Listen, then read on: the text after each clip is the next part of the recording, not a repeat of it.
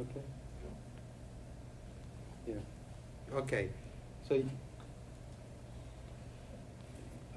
so what? Okay, you can just talk about what happened then in Harlem during this period that you were there. Yeah. Well, it's very interesting, Harlem. During the days in which I worked as head of the youth section of the unemployed councils, Harlem went through many, many problems. Harlem seemed to have been singled out by the men downtown as, quote unquote, a colonial possession. I say that advisedly, because the oppression of black people in Harlem was colonial-like. It was during this period that mounted policemen used to ride through Harlem. Police Harlem. And they did so with a racism that did not escape a single black man, woman, or child. They terrorized the community.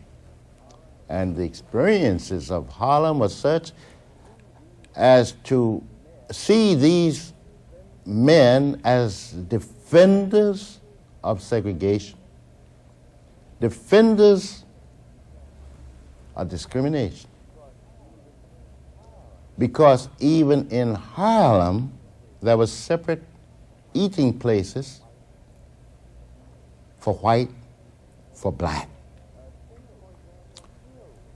Take, for example, Hill's restaurant.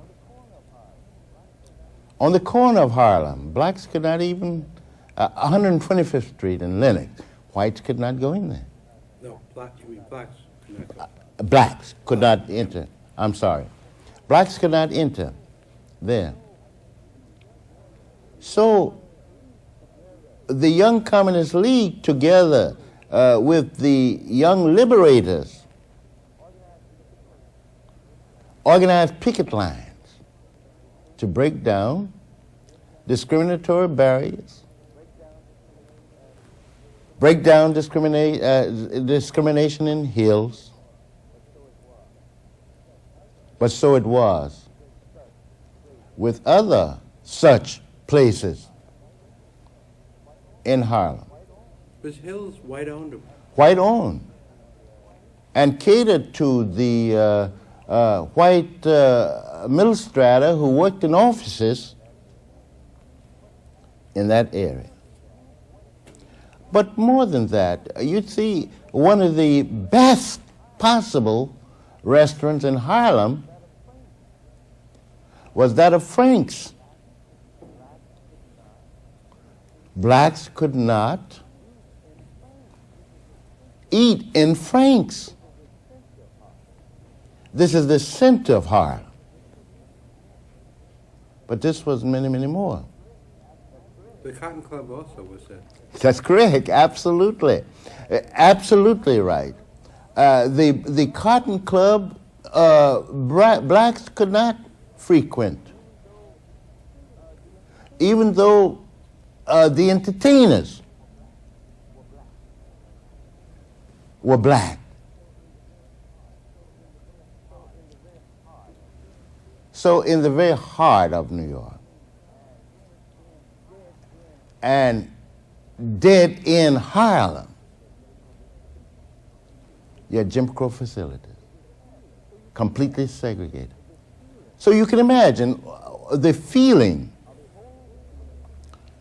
of a whole community, those on the picket line looking up and seeing the mounted police riding through Harlem. Or if, say, as Adam Powell later organized, a movement among all blacks around the issue of hiring blacks in telephone, breaking down the discrimination which refused to hire a single black.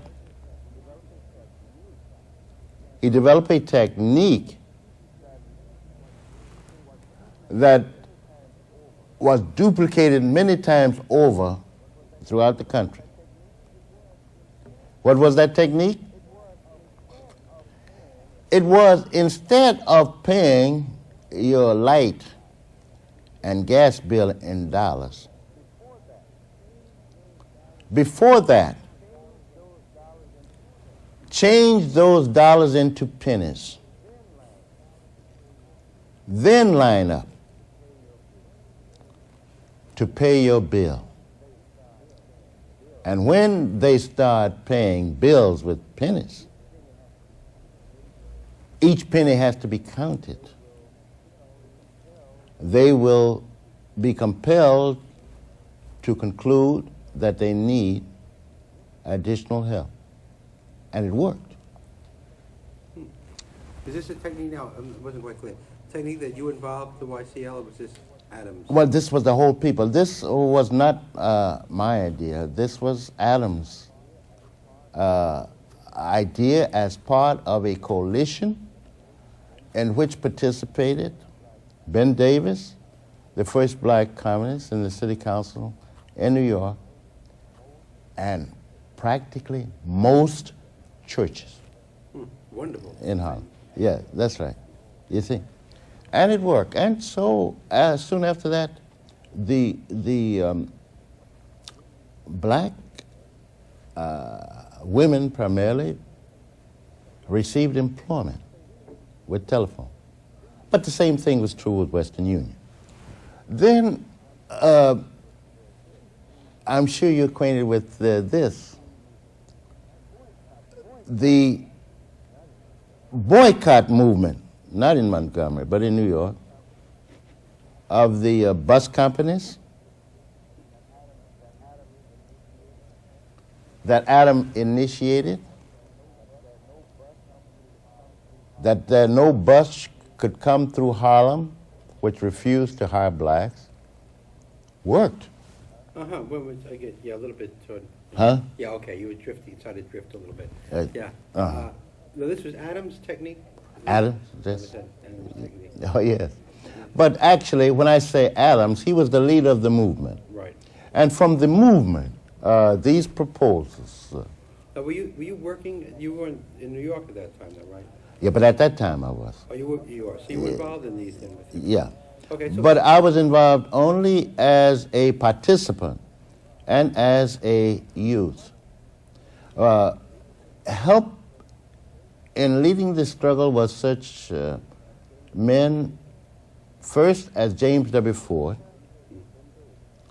later Ben Davis from the Communist Party. I was still a youth. Was this the